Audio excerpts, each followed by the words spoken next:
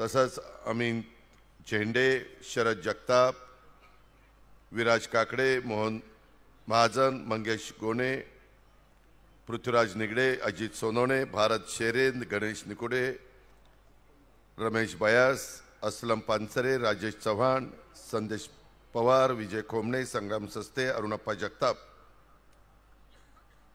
सनी झगडे, संदेश पवार, दत्ता झुरुंगे, संतोष खोमणे, विजय झगडे, राहुल गायकवाड, अमृताताई गोणे, पोपट पवार, साधनाताई दिडबाई, जनार्दन कुदळे, सुभाष काका राऊत, राजाभाऊ साळुंके, मुकुंद काका बेलसरे उद्याच्या 5 वर्षाच्या करता जेजुरी परिसराचं प्रतिनिधित्व करण्याच्या करता ज्यांना आम्ही नगराध्यक्षपदाची उमेदवारी दिलेली आहे ते आमचे जयदीप दिलीप बारभाई, त्याचबरोबर आत्ता ज्यांचे 10 प्रभागातनं 20 उमेदवारांची ओळख करून दिली त्या आमच्या लाडक्या बहिणी, आमचे बांधव, सर्व प्रतिष्ठित जेजुरी परिसरातील जमलेले माझे नागरिक, पत्रकार मित्र, तसंच व्यापारी, छोटे व्यवसायधारक, अनेक वेगवेगळ्या समाजाचं प्रतिनिधित्व करणारे उपस्थित असणारे सर्व मान्यवर बंधू भगिनींनो आणि माझ्या तरुण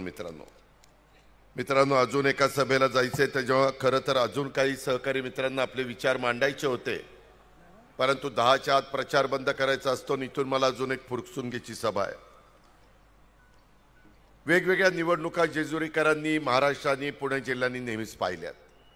लोकसभेच्या निवडणुकीच्या निमित्तानं देशाचं भवितव्य ठरवणारी ती निवडणूक असते. देशाची सूत्र कोणाच्या हातामध्ये द्यायची हा निर्णय मतदार राजा म्हणून आपण सगळेजण घेता.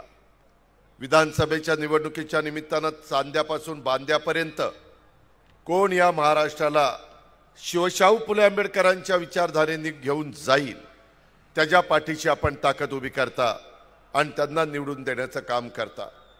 परंतु स्थानिक स्वराज्य संस्थांच्या निवडणुका ह्या वेगळ्या अँगलनी लढवल्या जातात.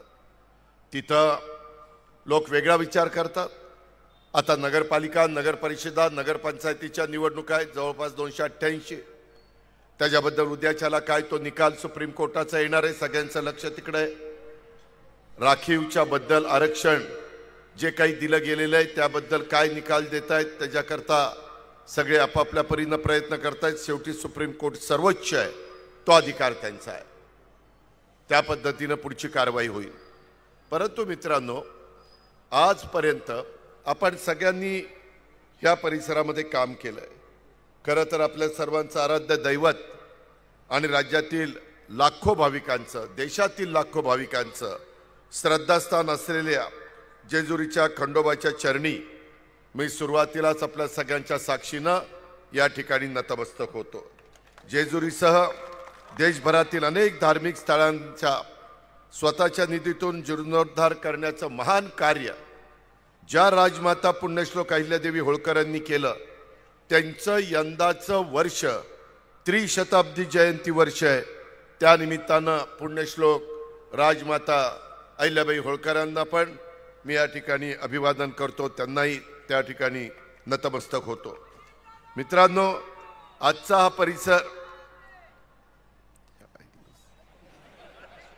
हा परिसर जेजुरी वासियांच्या दृष्टीने अतिशय महत्त्वाचा आहे.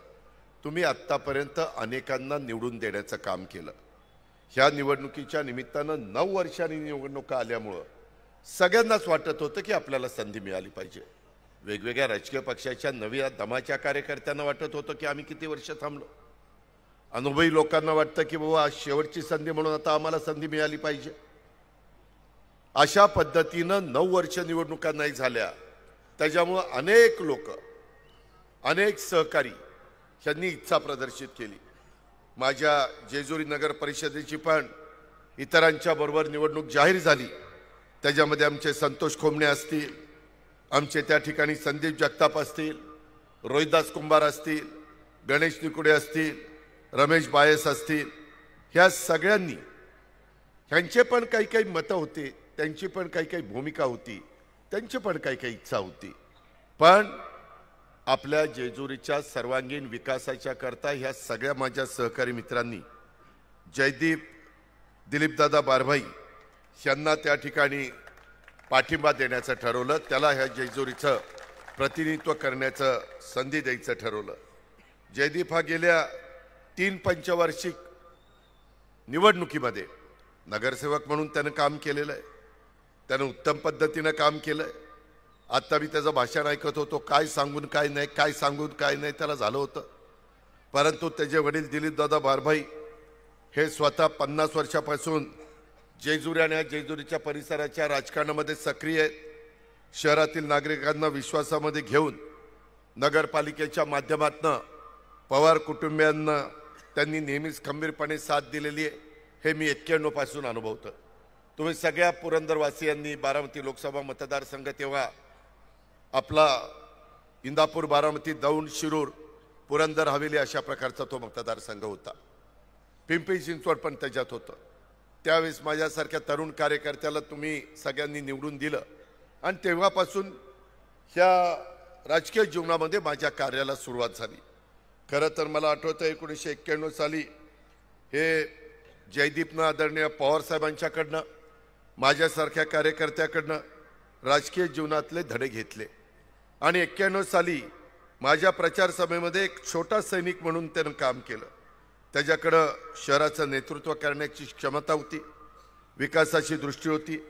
आपलं शहर स्वच्छ असावं, सुंदर असावं, हरित असावं अशा पद्धतीनं कटाक्षाने त्याचा प्रयत्न आणि तीच भूमिका आमच्या गणेश निकुडेंची आहे, रोहिदासची आहे, संतोषची आहे, संदीपची आहे, ह्या सगळ्यांचीच, रमेश भायाची आहे। आणि शेवटी जागा एकच असते।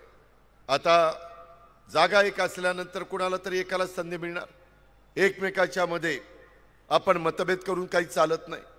त्याच्यामुळं आता जवळपास आपले 15,800 मतदार माझ्या जेजुरीच्या परिसरामध्ये आहेत। 10 प्रभाग आहेत, 10 दुने 20 आणि 1 नगराध्यक्षाचा उमेदवार, लोकनियुक्त नगराध्यक्ष, त्याच्यामुळे त्यांची पण जबाबदारी वाढते।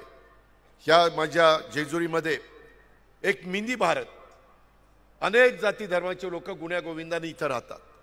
त्याच्यामध्ये माझे मुस्लिम बांधव आहेत, माझा माळी समाज इथं राहतो, माझा वीर कोळी समाज राहतो, गुरव समाज राहतो, गडसी समाज राहतो, कुंभार, वाणी, रामोशी, गोंधळी, कोलाटी, धनगर, खटीक, बेलदार, अनेक जाती धर्माचे लोक इथं कामाच्या निमित्तानं राहतात। काही आपल्या इथं असणाऱ्या जेजुरीच्या खंडेरायाच्या चरणी तिथं पूजा अर्चा करत असतात। काही बिहारचे पण लोक आपल्या MIDC मध्ये आलेले। मला इथं आता सांगण्यात आलं की साधारण 1000 बिहारी हे देखील आपल्या जेजुरीमध्ये राहतात।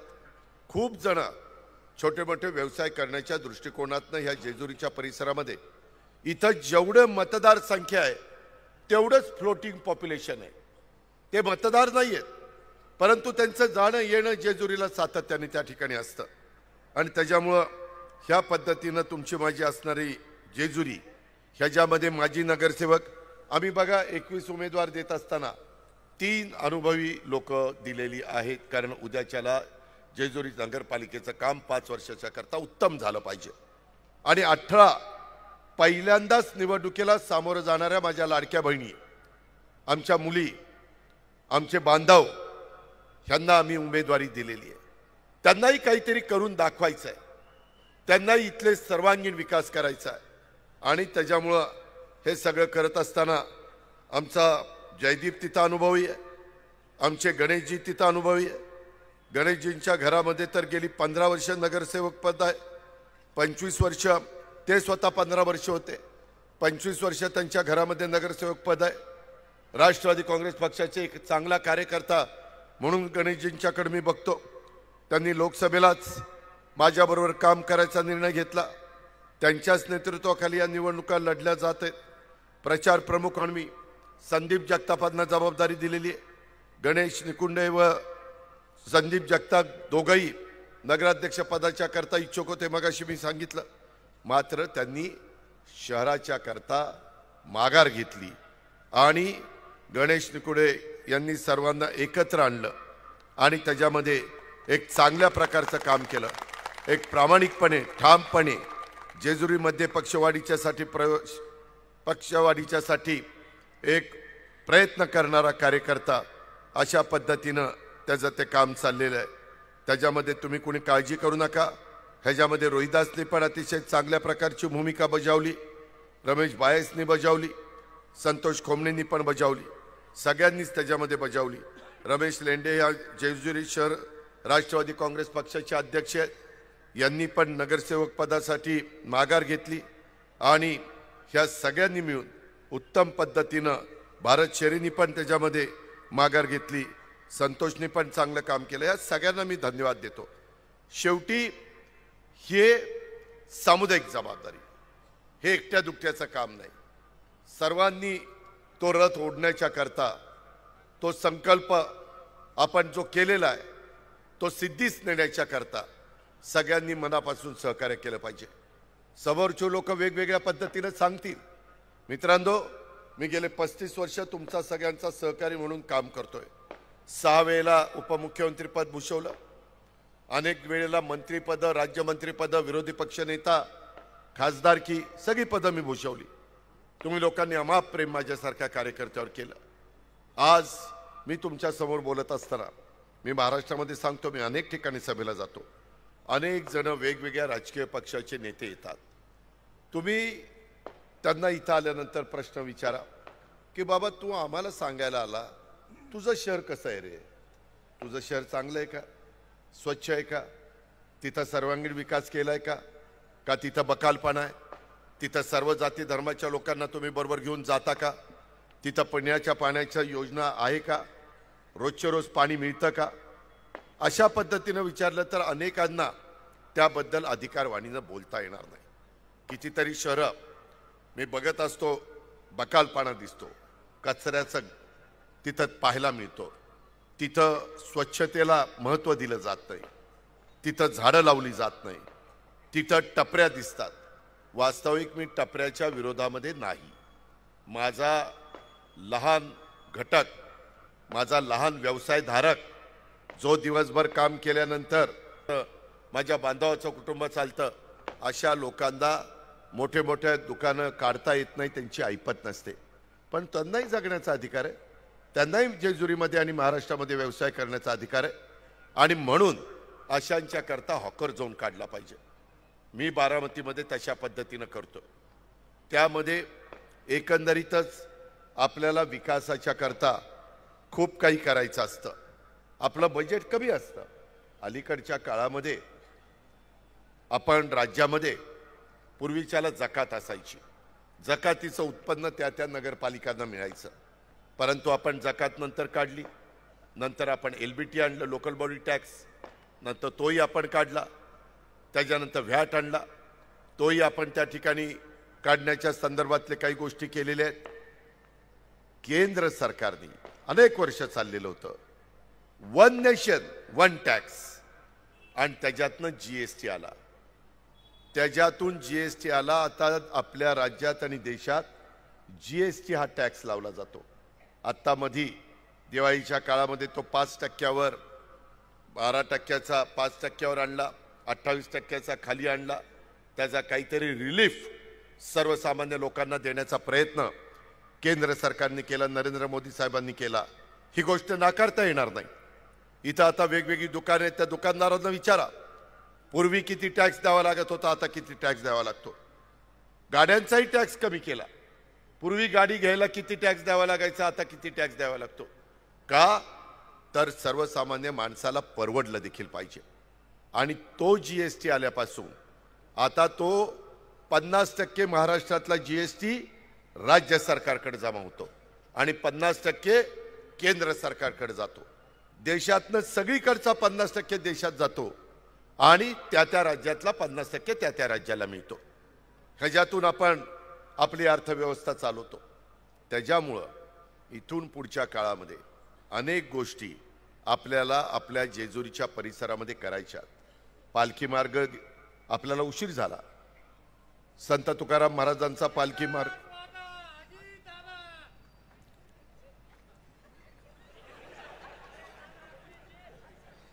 त्यामध्ये मित्रांनो तिकडचा पालखी मार्ग हा बारामतीपर्यंत झालाय, पुढचंही काम चाललंय। आपलाही पालखी मार्ग थोडासा रखडला, आता दिवे घाटामध्ये रुंदीकरण किती मोठं चाललंय तुम्ही बघताय. मधल्या काळामध्ये तुम्हाला माहिती नाही जेजुरीकरांनो, तुम्हाला अजून अंदाज येणार नाही. पुढं नीट ऐका सगळ्यांनी, काही वर्षांनी जर पुणे जिल्ह्यातला 13 तालुक्यामध्ये सगळ्यात प्रचंड डेव्हलपमेंट होत असणारा तालुका, प्रचंड नागरीकरण होत असलेला तालुका कोणता होणार आहे तर तो पुरंदर तालुका होणार आहे. आज लिहून घ्या. तो कशामुळे होणार आहे? जवळपास सासवडच्या परिसरामध्ये 3000 एकरावर पहिल्या टप्प्यामध्ये विमानतळ येत आहे. आम्ही अनेक जागा बघितल्या, अनेक वर्ष त्या खेडमध्ये बघितली, वेगवेगळ्या ठिकाणी आम्ही गेलो. धावपट्टीला लागणारी लांबच्या लांब जागा पुण्याच्या जवळ कुठंच उपलब्ध होईना. खेडची आपल्याला सापडली, परंतु तिथं एका बाजूला डोंगर आहेत, त्याच्यावर तिथं अडचण आली. एका बाजूला तिकडच्या भागात शिरूरचं पाबळगाव, मस्तानीचं गाव, तिथंही काही अडचण आली. त्याच्यामध्ये आपण SEZ जो कल्याणीने केलेला होता ते मला म्हणले की दादा मी जमीन घेतलेली तिथं 2 धावपट्ट्या होत आहेत. मित्रांनो, आता आपण 2 धावपट्ट्या करणार आहे. मुंबईमध्ये देखील 2 धावपट्ट्या नाही, एकाच वेळेस लँडिंग आणि एकाच वेळेस टेक ऑफ, अशा पद्धतीनं जगामध्ये नवीन गोष्टी व्हायला लागलेल्या आहेत. दिल्लीमध्ये आहे, आता पंतप्रधानांनी नव्या मुंबईचं विमानतळाचं उद्घाटन केलं, तिथं पण आहे. तसं आपल्याला करावं लागेल. आज जगाच्या पाठीवर पुणे, पिंपरी चिंचवड हे एक महत्त्वाची शहरं ओळखली जातात. ह्या शहरातलं तुमच्या माझ्या भागातले अनेक मुलं मुली परदेशात आहेत. त्यांना कधी इकडे यायचं असतं, इकडून तिकडं त्यांच्या आईवडिलांना जायचं असतं, सासू सासऱ्यांना जायचं असतं. आणि त्याच्यामुळं विमानाची वाहतूक, मला आठवत आहे तुम्ही मला खासदार केलं तेव्हाच एक विमान पुण्यावरून मुंबईला यायचं, मुंबईवरून पुण्याला जायचं. 10 वाजता का काहीतरी टायपिंग होतं. आता लाखो लोक पुण्यातून ये जा करतायत. तिथं पार्किंगला जागा मिळत नाही. आणि म्हणून आम्हालाही कळतं, मी पण शेतकरी आहे, की बाबा शेतकऱ्यांच्या जमीन घेऊन त्यांचं काय होणार, परंतु त्यांना अधिक मोबदला देऊन आणि त्याच्यातनं काही % त्यांच्या पुढच्या पिढीच्या करता पण डेव्हलपमेंट केलेले प्लॉट देण्याच्या बद्दल राज्य सरकार त्या ठिकाणी विचार करतंय. बरं, सासवडला लागूनच असलेला आता पालखी मार्ग झाला, आपण हडपसरवरून निघालो, दिवेघाट वर आलो की तिकडून जेजुरीपर्यंत येताना सासवड कधी आलं कधी गेलं कळतच नाही. झालं की नाही असं? त्याच्यामध्ये रस्ते सरळ केले जातात, बोगदे काढले जातात. आम्ही आता परवा मुख्यमंत्र्यांनी, आम्ही दोन्ही उपमुख्यमंत्र्यांनी मेट्रोच्या बद्दलचं जाळं संपूर्ण आपल्या पुणे आणि पिंपरी चिंचवडमध्ये फिरवायचं ठरवलेलं आहे. तिकडं वाघोलीपर्यंत जायचंय, तिकडं चाकणपर्यंत जायचंय, इकडं आपल्याला चांदणी चौकाच्या पुढपर्यंत जायचंय, इकडं पण आपल्याला कात्रजपर्यंत जायचंय. सगळ्या भागामध्ये मेट्रो गेली पाहिजे. त्याच्याशिवाय पब्लिक सर्व्हिस ट्रान्सपोर्ट चांगले असल्याशिवाय गत्यंतर नाही. नाहीतर प्रचंड ट्रॅफिक झालेलं आहे. आम्ही फ्लायओव्हर करतोय, आम्ही काही ठिकाणी बोगदे काढतोय, आम्ही त्याच्यातनं डायरेक्ट एअरपोर्टला कशी रेल्वे आणता येईल हाही प्रयत्न करतोय. आणि एवढा रुंद रस्ता की विमानतळावर पुरंदरच्या सासवडच्या उतरल्यानंतर ताबडतोब ते काही मिनिटांमध्ये पुण्यामध्ये पोहोचतील अशा प्रकारचा रस्ता देखील आपण करतोय. दोन्ही शहराला रिंग रोड आपण करतोय, एक PMRDAचा, एक त्या ठिकाणी रस्ते विकास महामंडळाचा. हे केल्याशिवाय गत्यंतर नाही. कारण देशाला स्वातंत्र्य मिळालं तेव्हा 35 कोटी आपण होतो 47ला, तेव्हा आमचा कोणाचा जन्मही झाला नव्हता. आज आपण 140 कोटी झालो. 35चे 140 कोटी, चौपट. पुढे आपल्याला त्याच्यामध्ये गाठू शकत नाही. चायनाला आता मागे टाकायचं ठरवलंय. जगातलं सगळ्यात जास्त लोकसंख्या असणारा देश भारत देश. परंतु तुम्हाला मला सगळ्यांचं आता इथनं पुढे 1-2 अपत्यावर थांबा, फार काही पलटण वाढवण्याच्या भानगडीत पडू नका. कारण जमीन कमी होत चालली आहे, रस्त्याला जमीन कमी होतीये, MIDCला जमीन कमी होतीये, विमानतळाला जमीन कमी होतीये, धरणांमध्ये जमीन कमी होतीये, शहरं वाढतायत. पूर्वीचं जेजुरी आणि आताचं जेजुरी वेगवेगळ्या पद्धतीने फॅमिलीज वाढल्यात, त्याच्यामुळं लोकांचं राहणीमान बदललेलं आहे. ह्या देखील गोष्टी आपल्याला नाकारता येत नाही. त्याच्यामुळं काही गोष्टीची बंधनं आपण घालून घेतली पाहिजे. आम्ही त्याच्यामध्ये बंधनं आणली. विलासराव देशमुख मुख्यमंत्री असताना आम्हाला लोकसभा विधानसभेला आणता आलं नाही, कारण तो अधिकार भारत सरकारचा आहे. आम्ही इथं आणली. स्थानिक स्वराज्य संस्थेत आणि सहकारामध्ये 2 पेक्षा जास्त अपत्य झाली तर त्याला निवडणुकीला उभं राहायला अपात्र. आणि तो निर्णय घेताना माझ्या लक्षात आलं, मी विलासरावनं म्हणलं, विलासराव, एका आमच्या मायमौलीला बहिणीला पहिली डिलिव्हरीला पहिलं मूल झालं आणि दुसऱ्याला जुळं झालं तर ती नव्हती, तिचा काय दोष? म्हणले हे बरोबर आहे. म्हणले मग आता असं करा, पहिल्यांदा जुळं झालं की तिनं थांबायचं किंवा त्या जोडीनं थांबायचं. पुन्हा त्या म्हणतील आम्हाला कशाला थांबायला सांगतो, दोघांना सांग. तर आणि सेकंड डिलिव्हरी झाली तर ती तिळं होऊ किंवा जुळं होऊ तेही त्याच्यामध्ये धरायचं. असं करून तो कायदा पास केला. पुन्हा आम्ही म्हणलं की काहींचं आत्ता आपण लगेच केला तर काही म्हणतील आम्हाला माहितीच नव्हतं, आमची पोटुशी आहे, मग काय करायचं? म्हणलं आता इथून पुढे 1 वर्ष मुदत द्या. वर्षात काय असेल ते, काय कुणाची देणगी कुणाचं काय, देवाची कृपा. लोक म्हणतात देवाची कृपा, आता देव म्हणतो कुठली रे माझी कृपा. मित्रांनो, गमतीचा भाग जाऊ द्या, परंतु त्याच्यातनं तो कायदा केला. आता काही महाभाग मला भेटतात, मला पण आश्चर्य वाटतं. म्हणलं अरे तुला 3 मुलं आहेत की रे? नाही म्हणले दादा, 2च मुलं रेकॉर्डला दाखवली, 3रं भावाला दत्तक देऊन टाकले. अरे पण तुझ्या पोटी जन्माला आले दत्तक काय दिलं? असलं पण काही जण करतात. असं नकारे करू. त्याच्यामध्ये नियम कायदे सगळ्यांना सारखे, ह्या पद्धतीनं आपण पुढे जाऊ नका. माझी आपल्याला सगळ्यांना सांगणं आहे की कुठल्याही परिस्थितीमध्ये आपल्याला समाजाला बरोबर घेऊन जायचं आहे, सर्व जाती धर्माला बरोबर घेऊन जायचं आहे. 21 उमेदवार देत असताना अनेक जाती धर्माला प्रतिनिधित्व देण्याचं काम आम्ही केलेलं आहे. रोहिदासनी तर स्वतःचा वॉर्ड सोडून तिथं आमच्या अल्पसंख्याक समाजाला संधी देण्याचं काम केलं. त्याच्यामध्ये एकंदरीतच कुठल्याही परिस्थितीमध्ये माझी आपल्याला विनंती आहे की जातीचा, पातीचा, नात्याचा, गोत्याचा विचार अजिबात करू नका. ही वरच्या आळीचा, ती खालच्या आळीचा, ही माझ्या जवळचा, ही माझ्या लांबचा, असं करू नका. हे टीमवर्क आहे. त्याच्यामध्ये जयदीप निवडून आल्यानंतर खालचे 20च्या 20 उमेदवारांची साथ पण त्यांना मिळाली पाहिजे. त्याच्याकरता तुम्हाला प्रत्येकाला 3 मतं देण्याचा अधिकार आहे. नगराध्यक्ष पदाकरता 1 आणि प्रभाग 1 मध्ये असेल तर अ ला 1 आणि ब ला 1 असे 3 मतं प्रत्येक माझा जेजुरीचा नागरिक देणार आहे. 3ही मतं घड्याळाच्या शेजारचंच बटन दाबा, दुसरा कुठलाही विचार करू नका. तुम्हाला तुमचा सर्वांगीण विकास करायचा असेल, तुम्हाला विकास साधायचा असेल, मी ज्या पद्धतीनं बारामती बदलून टाकली, तुमच्यातले अनेक जण आमच्या इथल्या बारामतीचे पण मुली इथं आहेत, ते इथं सुना म्हणून आलेले आहेत. त्यांनाही विचारा, तुम्ही बारामतीला येऊन पहा मी बारामती बदलवली का नाही. अजून काही काम कधीच संपत नसतं. काही ना काही हद्दवाढ होते, पाण्याच्या पण योजना कमी पडायला लागतात. आता त्याचा उल्लेख जयदीपने आपल्या भाषणामध्ये केला. आपल्याला त्याच्या संदर्भामध्ये रोजचे रोज पाणी कसं मिळेल, नाझऱ्याचं धरण कधी भरतं कधी भरत नाही, पावसावर सगळं अवलंबून असतं.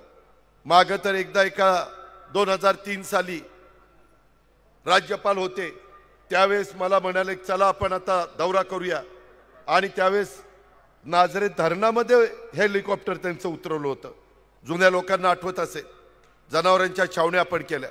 तो हेलिकॉप्टर उतरवलं धरणात, ती टाळी वाजवतोय. देवा काय खरं नाही. जेजुरीचा खंडोबा राया, जरा यांना सुबुद्धी दे रे बाबा दे. मित्रांनो, ह्या पद्धतीनं आपल्याला काही निर्णय घ्यावे लागणार आहेत। आज आपल्याला इथं विमानतळ झाल्यानंतर पाणी पण लागणार आहे। आम्ही आता वरसगाव, पानशेत, खडकवासला, टेमघर, पवना हे सगळी धरणाचं पाणी जवळपास प्यायला चाललेलं आहे आणि त्याच्यामुळे टाटाची मुळशी धरण, टाटाची इतर धरणं त्यांनाही आम्ही सांगितलंय की आता वीज करून चालणार नाही। आता सूर्यावर वीज तयार होते, आता त्याच्यामध्ये वाऱ्यावर वीज तयार होते, कोजनमधनं वीज तयार होते, न्यूक्लिअरमधनं वीज तयार होते, अनेक प्रकारे वीज आता तयार केली जाते आणि त्याच्यामुळं आता ते पाणी आम्हाला प्यायला लागेल। मुळशीचं पाणी 25 TMC पाणी आहे, ते आपल्याला करावं लागणार। आम्ही टाटाशी बोलतोय, ऑलरेडी 1-2 आमच्या मीटिंग त्यांच्याशी झालेल्या आहे। कारण शहर वाढत असताना पहिलं महत्त्वाचं माझ्या मायमाऊलीला, माझ्या लाडक्या बहिणीला पाणी लागतं, माझ्या बांधवाला स्वच्छ, चांगलं, निर्मळ, आरोग्याला मदत करणारं असं पाणी त्यांना लागतं आणि त्या प्रकारे आपल्याला उद्याच्या काळामध्ये करायचं आहे। हे सगळं करत असताना आज मी सरकारमध्ये, आज मी तुमच्या सगळ्यांचा पालकमंत्री म्हणून काम करतोय। 3 पक्षाचं सरकार आहे, नाही असं नाही, परंतु त्याच्यामध्ये आमचा पण काही सहभाग आहे। केंद्र सरकारमध्ये अनेक दिग्गज नेते आम्हा लोकांच्या ओळखीचे, पंतप्रधान असतील, अमितभाई शाह असतील, वैष्णवी रेल्वे मंत्री असतील, शिवराज सिंह चौहान कृषी मंत्री असतील, पियुष गोयल साहेब असतील, नितीन गडकरी नॅशनल हायवेचे मिनिस्टर असतील, अनेक लोकांचे, राजनाथ सिंह संरक्षण मंत्री असतील, अनेक मान्यवरांच्या माझ्या ओळखी, नड्डाजी असतील, त्याचा फायदा आपण करून घेऊ ना। केंद्राचा जो निधी आहे, स्मार्ट सिटीचा, घरकुलाचा, पंतप्रधान आवास योजनेचा, तो निधी आपल्याला आणता येईल। राज्य सरकार त्याला जोड आहे। राज्य सरकारमध्ये आम्ही अर्थसंकल्प मांडतो, विकास कामाला उद्याच्याला आम्ही गणेशला विचारू, आम्ही जयदीपला विचारू, मी माझ्या लाडक्या बहिणींना, मुलींना विचारीन काय तुमचं म्हणणं आहे, त्याच्यामध्ये आपण आढावा बैठक घेऊ शकतो। कुठली कामं केली पाहिजेत, कशी केली पाहिजेत। मगाशी जयदीपने सांगितलं की मागच्या काळामध्ये झालेली कामं, त्याच्यामध्ये मोठ्या प्रमाणावर भ्रष्टाचार झालेला आहे।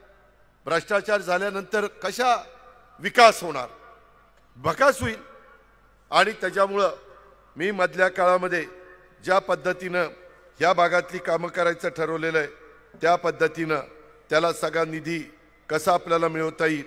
मध्ये आम्ही 350 कोटी रुपयाचा निधी श्री क्षेत्र जेजुरी गड तीर्थक्षेत्र विकास आराखड्याला राज्य सरकारने मंजुरी दिलेली आहे। त्या माध्यमातून माझं जेजुरी मंदिर, त्याच्यामध्ये गड संवर्धन, रस्ते सुधारणा, सुशोभीकरण, पालखी मार्ग विकास, वाहनतळ, भक्त निवास, स्वच्छतागृह, बाह्यवळण रस्त्याच्या कामाचा समावेश, टप्प्याटप्प्याने ही कामं आपल्याला करायची। मी असा दावा करत नाही जयदीप, गणेश आणि हे सगळे निवडून आले की लगेच उद्याच्याला जादूची कांडी फिरवल्यासारखं सगळं आलबेल होईल। त्याला काही शॉर्ट टर्म मधली कामं आम्हाला करावी लागतील, काही लॉंग टर्मची कामं करावी लागतील। ह्या पद्धतीनं आपल्याला पुढे जावं लागेल आणि हे पुढे जात असताना पुढच्या 25 ते 30 वर्षाचा विचार करावा लागेल। बाबांनो, तुम्ही मला खासदार केलं त्यावेळेस मी बारामतीचा पुढच्या 25-30 वर्षाचा विचार केला, त्यामुळं बारामतीमध्ये बाहेरनं रिंग रोड झाले, त्यामुळं बारामतीमध्ये रस्ते रुंद झाले। माझा बिगवन रोड 8 पदरी आहे, 8 पदरी आहे का कुठं महाराष्ट्रात 8 पदरी रस्ता, आणि पूर्ण सावलीने झाकलेला आहे, पूर्णपणे लोक सुरक्षित जाऊ शकतात। या पद्धतीनं कामं करायची असतात। लोकांना आता एखादं काम करताना वाटेल काय गरज आहे, अरे पण पुढं ज्या प्रकारे विकास होतोय, ज्या पद्धतीनं माझ्या जनतेचं राहणीमान बदलतंय, लोक गाड्या घेत आहेत, आता इलेक्ट्रिक व्हेकल आले, इलेक्ट्रिक मोटरबाईक आल्यात, स्कूटर आल्यात, रिक्षा आल्यात, हे येणार, त्याला काही डिझेल भरायचं नाही, पेट्रोल टाकायचं नाही, चार्ज केलं की चालायला लागलं ते। त्यामुळं हे कुणी थांबू शकत नाही। म्हणून आपल्याला उद्याचा काही विचारपूर्वक निर्णय हे घ्यावे लागणार आहेत आणि त्याकरता मला आपल्याला सगळ्यांना सांगायचं आहे, केंद्र सरकारकडे देखील पर्वतमाला योजना आहे, पर्वतमाला योजना, त्या अंतर्गत राज्यात 45 ठिकाणी आपल्या महाराष्ट्र शिवशाहू फुले आंबेडकरांच्या महाराष्ट्रात 45 ठिकाणी रोपवे करण्यात येणार आहेत आणि या 45 ठिकाणामध्ये माझ्या जेजुरीचा पण समावेश आम्ही केलेला आहे। कारण बरेच दिवस आपल्या जेजुरीमध्ये रोपवे करायचं आपली सगळ्यांची चर्चा होती, परंतु त्याच्यामध्ये आता पर्वतमाला केंद्र सरकारच्या योजनेमध्ये आपण ते घातलेलं आहे। आमचा राज्याचा विकास हाच आमचा महाराष्ट्राचा विकास हा आमचा अजेंडा आहे आणि त्याच्यावर राजकारणात समाजकारणात कोणत्याही भूमिकेमध्ये आम्ही असलो तरी घड्याळ आणि राष्ट्रवादी काँग्रेस पक्ष हा शेतकरी कष्टकरी सर्वसामान्य जनतेसाठी आम्ही तळमळीनं काम करत असतो आणि ते पण सर्वसमावेशक शाश्वत आणि वेगवान विकास हेच आमचं खरं सूत्र आहे। त्यासाठी आपल्या सर्वांचे आशीर्वाद आपल्या सगळ्यांचं सहकार्य हे आम्हाला हवंय। बाबांनो जेजुरीकरांनो प्रत्येकाचा काळ असतो। मागे दिलीप दादाचा काळ होता, आता दिलीप दादांनी किती ठरवलं तर तब्येत साथ देणार आहे का? नाही देणार, कारण हे निसर्गाने ठरवलेलं चक्र आहे। यशवंतराव चव्हाण साहेबांचा काळ होता, तो त्या काळातल्या जनतेने पाहिला। वसंतदादांचा काळ होता, वसंतराव नाईकांचा काळ होता, हे आपण अनुभवलं, आपण नाही म्हणत नाही। इंदिराजी गांधींचा काळ होता, राजीव गांधींचा काळ होता, पी.व्ही. नरसिंहरावजींचा काळ होता, वाजपेयी साहेबांचा काळ होता, आता मोदी साहेबांचा काळ आहे। हे आपण मान्यच केलं पाहिजे आणि त्याच्यामुळं आम्ही कामाची माणसं आहेत, आम्ही शब्दाचे पक्के आहोत, आम्ही खोटं काही करणार नाही। वेळ पडली तर स्पष्ट सांगू, हे जमत नाही। आज आम्ही ज्या संस्था चालवतो त्या चांगल्या चालवतो। मी ज्या माळेगाव कारखान्याचा चेअरमन आहे, माळेगाव कारखान्याचा भाव चांगला आहे। आपलं कार्यक्षेत्र सोमेश्वर कारखान्याचं आहे। परवा सोमेश्वरांनी काय भाव डिक्लेअर केला तुम्ही बघितलेलं आहे, काय भाव डिक्लेअर केला बघितलेलं आहे। अरे तेच ना बाबा, मीच सांगितलं, मला सांगते त्याच्यामध्ये आज बाकीचे भाव काय येतो, काय परिस्थिती आहे। आज आम्ही दूध संघ चांगले चालवतो। जिल्हा बँकेचा चेअरमन इथंच बसला, तुमच्याच पुरंदरचा सुपुत्र आहे। आज महाराष्ट्रामध्ये पहिल्या 1-2 मध्ये आपल्या बँकेचा नंबर येतो। तू लय देशामध्ये लगेच सांग, ती म्हणतो देशामध्ये, मला ते तपासावं लागेल, नाही तर लोक उद्या म्हणतील की यालाही खोटं बोलला। त्याच्यामुळे मी पहिल्यांदा सांगतो महाराष्ट्रामध्ये, देशातलं तपासून मग पुढच्या सभेला सांगतो। मित्रांनो, एकंदरीतच आम्ही संस्था चांगल्या चालवतो। आज आमचं कृषी विज्ञान केंद्र बघा, ॲग्रिकल्चर कॉलेज बघा, पुणे जिल्हा शिक्षण संस्था बघा, त्याच्या संदर्भातलं विद्याप्रतिष्ठान बघा, रयत शिक्षण संस्थेमध्ये आम्ही सगळेजण काम करतो। पवारसाहेब त्याचे अध्यक्ष आहेत, आम्ही तिथं त्यांच्या हाताखाली काम करतो। शेवटी आज आम्ही काम करू शकतो, तुमच्या विकासाला मदत करू शकतो आणि आम्ही करून दाखवलंय। पालकमंत्री या नात्याने मला तुम्हालाही काही सहकार्य करता येईल, CSRचा निधी आपल्याला आणता येईल, काही इंडस्ट्री आपल्याही जेजुरीच्या परिसरामध्ये, थोडीशी सासवडच्या परिसरामध्ये, उद्याच्याला लॉजिस्टिक पार्क हे आपल्या सासवडच्या विमानतळाच्या परिसरामध्ये होणार आहे। त्याच्यातनं मोठे मोठे लोक तिथं गुंतवणूक करतील, त्यांना उद्याच्याला आपण सांगू शकतो तुम्ही आमच्या पुरंदरमध्ये येऊन आज 2 पैसे कमवताय, दिलेल्या नफ्यातनं तुम्हाला 2% CSR द्यायचा आहे। द्या आमच्या पुरंदरला, द्या आमच्या सासवडला, द्या आमच्या जेजुरीला। मित्रांनो, हे करता येतं, फक्त इच्छाशक्ती पाहिजे, राजकीय इच्छाशक्ती पाहिजे। उद्याच्याला शिक्षणाच्या संदर्भामध्ये इथं काही बदल करायचे असतील, इथं काही ॲडिशनलचं काम करायचं असेल ते आपण करू शकतो। तिथं आपल्या ओळखी आहेत, तिथं आपल्या शब्दाला किंमत आहे। काही इंग्रजी माध्यमाच्या संदर्भामध्ये अलीकडे लोकांचं मुलांचं मुलींचं प्रमाण वाढलेलं आहे, CBSE स्कूल करायचं असेल, काही जे काही समाजाची गरज असेल ती गरज पूर्णत्वाला नेण्याचं काम आपण सगळेजण या निमित्तानं करू शकतो। म्हणून माझी आपल्याला सगळ्यांना विनंती आहे की मागे 2016ला आम्ही वीर धरणातनं माझ्या जेजुरीला पाणी पुरवठा प्राधान्याने देण्याच्या बद्दल तेव्हा सासवडला पण मी मंजुरी दिली आणि इथं पण दिली, परंतु ते काम अजून अर्धवट आहे, त्याचा उल्लेख जयदीपने केला. माझ्या जेजुरी शहराची हद्दवाढ करण्याचा अजून एक प्रश्न प्रलंबित आहे.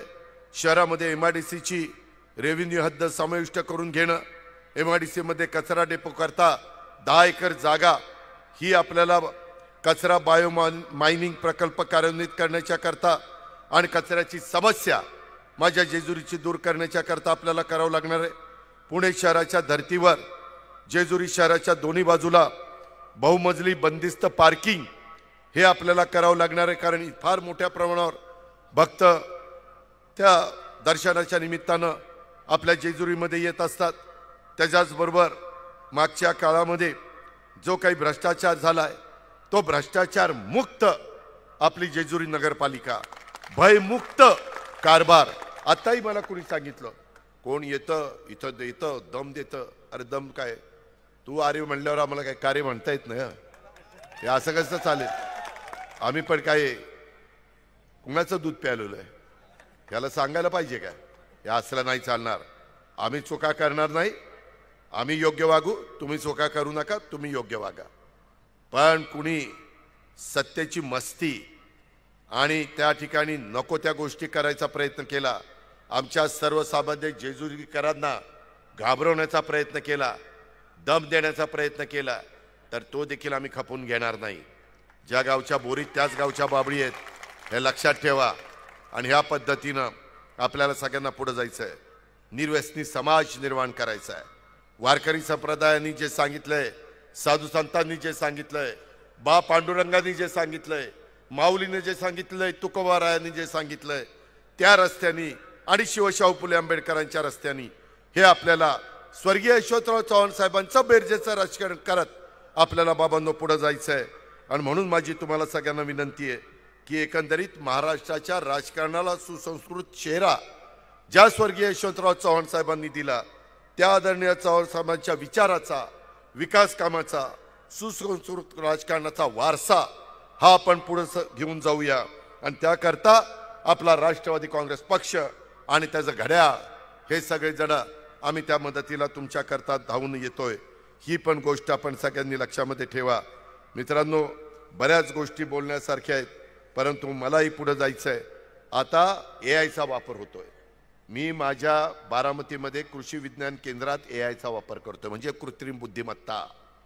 आपल्याला उद्याच्या काळामध्ये जयदीप गणेश ह्या गोष्टी कराव्या लागणार आहेत. फार चांगल्या पद्धतीनं आम्ही 70 टन ऊस काढणारी माणसं आमच्याकडे आता AIचा वापर करून 100 टन ऊस काढायला लागले. आणि 100 टन ऊस काढणारा माणूस 140 टन ऊस काढायला लागला. मी नुसतं भाषणात सांगत नाही, या बारामतीमध्ये आणि आमच्या कृषी विज्ञान केंद्रामध्ये बघा, खोडवा पण किती निघतोय बघा. कुठलं आपण ऊसाचं बेणं लावलं पाहिजे, कुठली फळबाग घेतली पाहिजे. माझ्या पुरंदरमधली भौगोलिक परिस्थिती, इथं अंजिराच्या बाग आहे, सीताफळाच्या बाग आहे. इथला माझा शेतकरी कष्टकरी अतिशय मेहनती आहे, त्याला बाकीचं इन्फ्रास्ट्रक्चर दिलं पाहिजे.